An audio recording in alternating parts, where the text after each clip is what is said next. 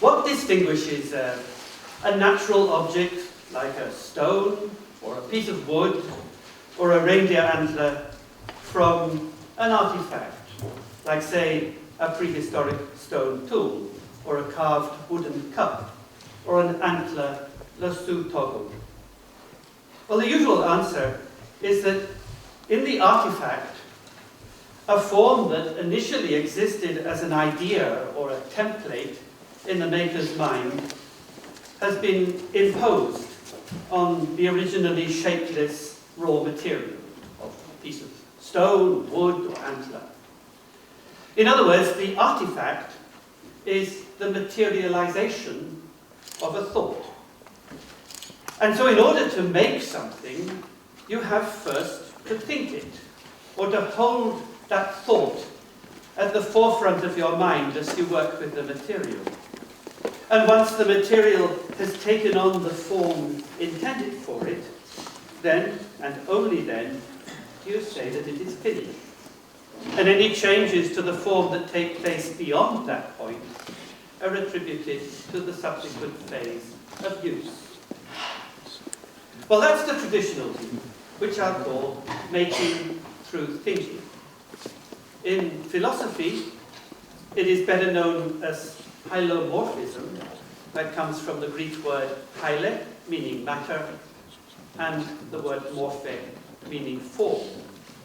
So to create an artifact, according to the hylomorphic model of making, is to project the form onto the material.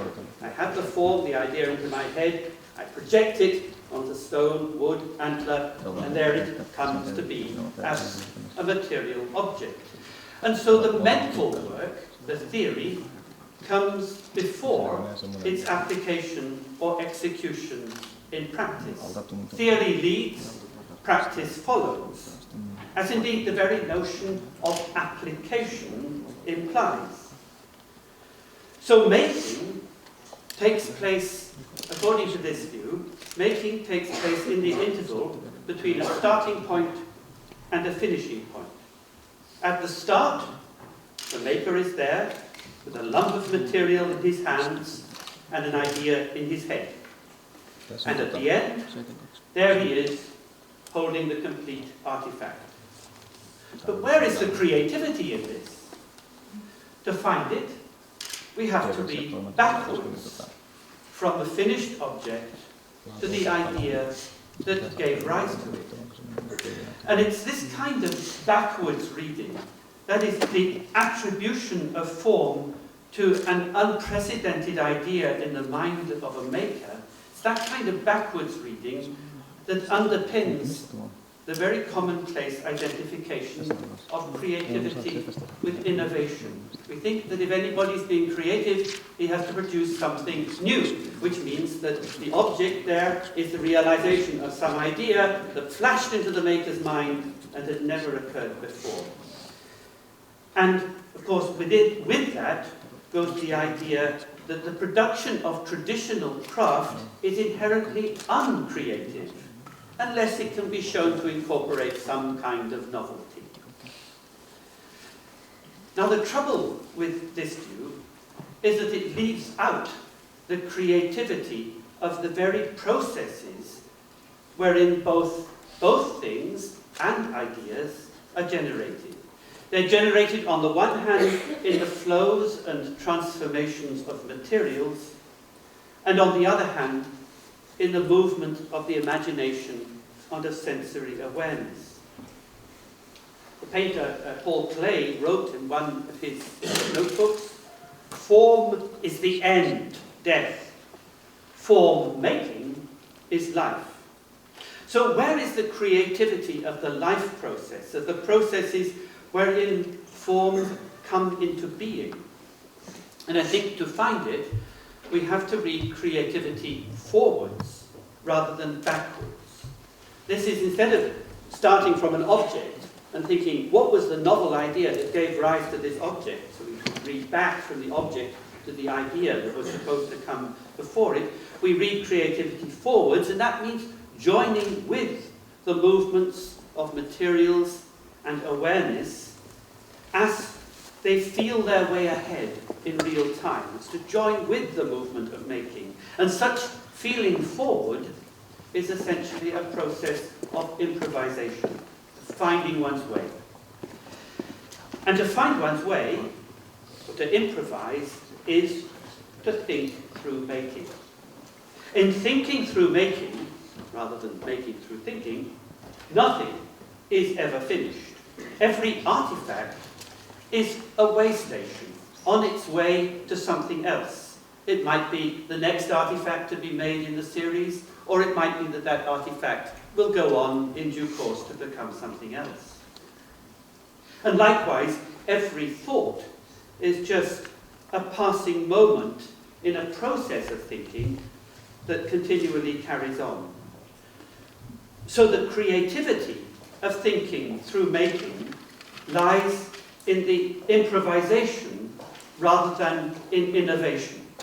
Innovation, novelty has got nothing to do with it. I mean, for example, perhaps the most creative possible thing in the world, I think, is to bring into being a new life, like a new baby. But would you say, wow, that's creative, look, we haven't seen anything like that baby before, it's an innovation. It's nothing to do with that, it's about growth and about life. So the creativity lies in the improvisation, in the improvisatory nature of the processes, rather than in the novelty of more or less ephemeral products compared with what went before. So in thinking through making, we can no longer regard making as a projection, as the projection of a ready-made thought or concept onto raw material, or a projection of form on matter, as the traditional hylomorphic model of making proposes. Rather, making is an ongoing binding together of material flows and sensory awareness. And this is to think of making as a kind of weaving, if you like, and to think of every knot, every artifact, as something rather like a knot, something that is bound together out of lots of materials that all get scrunched up together at some place here where they're tied up. That, incidentally, is why I don't use PowerPoint. There is a rationale for this. I don't believe in PowerPoint, because when we use PowerPoint, we project images on a screen. PowerPoint is the epitome of the logic of projection, which I'm arguing against. And the reason why I like blackboards is that the blackboard is the epitome of the process of creativity that I'm arguing for. When you stand at the blackboard and you scrape a line, then your movement, your awareness, the trace of the materials all are bound up in that one performance, and what you see is the outcome of that performance. That's why I like blackboards and don't like PowerPoint. But anyway, we should think of the artifact then as a kind of knot, binding together of materials that momentarily hangs together, coheres. And the thing about a knot is that a knot, like if you knot together lots of lengths of string, the thing about the knot is it is not a bound up, it's not a bounded structure, but an open one. Because in a knot, every strand that is bound together in the knot is trailing off somewhere else, where it might get bound up with other things in other knots. And that, of course, is what happens in any process of weaving or carpet making or anything like that. So to think of the artifact as a knot is to think of it in terms of the histories of the materials that make it up. And that has quite important implications for the way we think about the surfaces of things. Instead of thinking of the surface of an artifact as something in which it is contained, as though you had a wooden cup and you said the surfaces of that cup bind it up so that the cup is tied up within itself. We need to think of surfaces more as places in which there's a continual interchange between materials and the environment, between the solid stuff of the stone or the wood and the air that is surrounding it. And depending on the quality of that air, that surface might change its state. A wet stone looks quite different from a dry stone, for example. So if we think of artifacts in that way, then the craftsman, the maker, is somebody who has to follow the materials, who has to join his or her own life to the lives of the materials that they work with. So then we ask, well, what are materials? What is wood? What is stone? What is antler? And it's a very hard question to answer, but I think for the maker, for the practitioner, materials are what they do. Materials are what happens when you work with them. And this is a perspective, an understanding of materials that is very similar to that of medieval alchemy, and quite unlike that of natural science. The natural scientist wants to understand the fundamental properties of matter in terms of their atomic or molecular constitution. But the craftsman needs to understand materials in terms of what they do, what happens to you. If you do this or that, or work this way or that way, if you're working with wood, if you push your tool in this way, it will crack. If it's turned that way, it will carve nicely. So the craftsman needs to understand materials in terms of what they do when you work with them. So the craftsman is also a kind of alchemist. And the properties of materials, which the craftsman has to understand, are not objectively measured, nor are they simply subjectively attributed. It's not that our minds just decide that we'll attribute this or that quality to wood or to stone. They are properties that are practically experienced. So a craftsman does not impose form on matter, but in a sense finds the grain of things and enters the grain and then bends the grain to his or her own evolving purpose. Okay, so thinking through making is a process of thinking, and therefore it generates knowledge of some kind. But then the question is, what kind of knowledge is this? What kind of knowledge is generated in the process of thinking through making? Now, normal science proceeds by setting up or engineering an encounter, such as in the laboratory or in the field, between ideas in the head, hypotheses generated on the basis of theory, and facts on the ground. We come up with ideas, we turn those ideas into hypotheses, we test them against the facts, revise our ideas to accord better with our experimental findings, and so on, in an endless process of what has been called conjecture and refutation. But that procedure, that standard procedure of science, is to place the knower and his or her knowledge outside of the world that he or she seeks to know. Making through thinking, in the manner of scientific experimentation, and in the design principles built on it, is, if you like, a way of knowing from the outside. It places the knower outside the world he or she wishes to know about. Thinking through making puts that relation in reverse. It's a way, I would claim, of knowing from inside. Here, knowledge is not created through an encounter between minds already furnished with concepts and a material world already populated with objects, but rather such knowledge grows from the crucible of our own practical and observational engagements with the materials, beings and things all around us in the very processes of thought. So this is a knowledge that doesn't wrap things up from the outside, as it will take things and will enclose them with our knowledge, but rather it's a kind of knowledge that grows from the inside of being in the unfolding of life.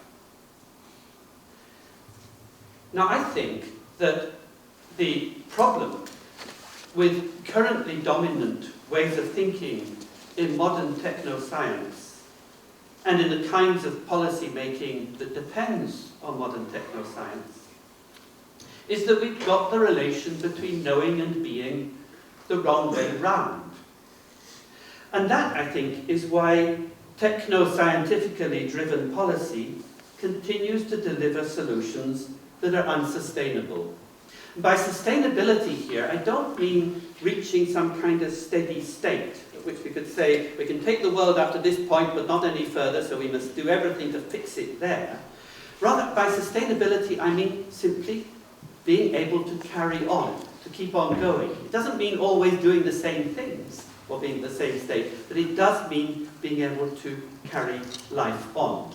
And I think that a lot of the basis for modern or contemporary policy making makes it increasingly difficult for people to carry on their lives.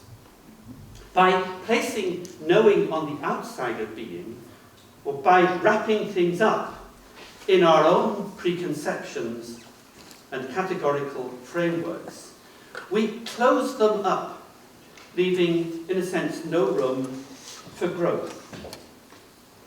And by the same token, we cut knowing off from the immediacy of our own visceral sensory engagement with the world of our everyday lives. It sometimes seems that the more knowledgeable we become, the less attention we pay to what is going on around us in our environment. Sometimes I think that, for example, the science, what they claim that the science is telling us a lot about climate change these days. And we are not supposed to deny that climate change is happening, but the science does not encourage us to look very carefully at what's going on around us. It tells us that we should look at graphs and tables and databases and one thing and another, so that we don't actually notice that there's something awfully wrong with the population of bees. I don't know if there's a problem in here, but in Britain certainly, and in the United States. I think there is one chair in Britain, one academic chair, devoted to the study of what's happening with bees. And this professor has a little bit of money to spend on finding what's going on, and yet bees threaten the global food supply, probably, or the prices with bees threatens the global food supply much more than anything that's happening with climate change at the moment. So it's just an example of the way in which an obsession with big science can actually stop us from paying attention to what is actually going on underneath our very noses. Because we think we know, and if we think we know because we have the science, well, what further reason do we have to ask? Literally blinded by information and dazzled by images on screens like this, in lecture theatres which are darkened so we can't see what's going on outside around us, we fail to observe what is happening before our very eyes. Indeed, I would say that never in the history of the world has so much information been married to so little wisdom. We need to turn it around. And that, I think, is why we need art. And by art here, I'm including craft. I don't want to start worrying about the distinction between art and craft. I think that's usually an unhelpful thing to worry about. Of course, scientists nowadays really like art. And a lot of money is being spent on what they call sci-art, science art collaborations. Scientists like it because they think art gives a sexy way to dress up their findings and to give them a kind of human face. It's very nice if you're a scientist to be able to say, but look, the artists like it, and here's some pictures and so on. But we really need art, I think, to challenge the foundations of technoscience. That is to reawaken our senses and to allow knowledge once again to grow from the inside so that it literally becomes part of who we are and part of how we relate to the world around us. So the thing about a work of art is not that it captures what has already come to pass and renders it back to the spectators, but rather that the work of art moves forward in real time, along with those who encounter it, and with the world to which both it and they belong. An artwork becomes part of a world that we are all, the work itself is moving forward, and so are we, and so is the world. So, far from answering to their plans and predictions, a work of art joins with them in their hopes and dreams. That is, I think, it enables us better to perceive the world and in turn to respond to it. That is, it sets up a relation between ourselves and the world that I think we might describe as one of correspondence or correspondence. It's as though we were kept in the old-fashioned way, sending letters to one another, corresponding with the world, having a conversation with it, in which each side is responding to the other. Now, I suppose this could be regarded as an appeal to thinking of things in terms of their wholeness, but I'm not making an appeal for what managers and businessmen and politicians sometimes call joined-up thinking. In fact, I think joined-up thinking is a very bad thing. Because in a world that is fully joined up, there is absolutely no room left for life or imagination. Where does it go? Suppose you have everything in the world and you've connected it all up into some grand network, and you say, look, this is holistic thinking, this is interdisciplinary, we have put everything together, we have assembled the jigsaw. What then? There is no room left to do anything. So the crucial thing is that we should not join the world up, that we should have lots of loose ends, in which everything is a knot with ends trailing off in all sorts of directions that can then be followed and taken further. And that's why I like to think of the world not as a network where everything is a particular node and we draw the lines connecting them all up, but what I've been calling a meshwork, where everything is a line and the lines all get tangled up together, but no line has a beginning or an end. And those lines are the lives of ourselves, of other creatures, of the things around us.